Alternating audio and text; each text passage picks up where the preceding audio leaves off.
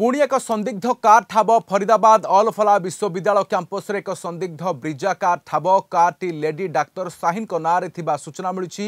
घटनास्थल में बम डिस्पोजाल स्क्वाड पहुंची छानबीन आरंभ करिछि। जम्मू काश्मीर पुलिस और हरियाणा पुलिस द्वारा यार तदंत करा जाउछि। डाक्तर शाहीन अल फला विश्वविद्यालय में कार्य करुथिले। दिल्ली ब्लास्ट पर तांको गाड़ी आसल्ट राइफल मिलिबा परे से गिरफ हो सारी। आलोचना पे आम सहित वरिष्ठ प्रतिरक्षा विशेषज्ञ निरंजन कुमार पाढ़ी अच्छा एयर कमोडर पाढ़ी स्वागत करुच्चे आलोचना को। जानवा चाहिए बर्तमान आउ एक कार ठाब होमी देखती विश्वविद्यालय तरफ बर्तमान जो विश्वविद्यालय गतकाल रेड होता आज से कार ठाब हो सन्देह घर थाईपे कार रु किसी मिल पारे संदिग्ध।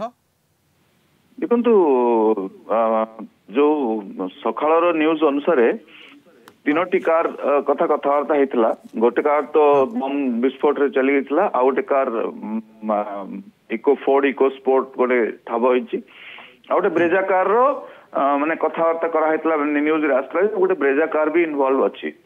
तेणु से ब्रेजा कार टा निश्चित भाव से ठाब करने सब गोविंदा विभाग लगी।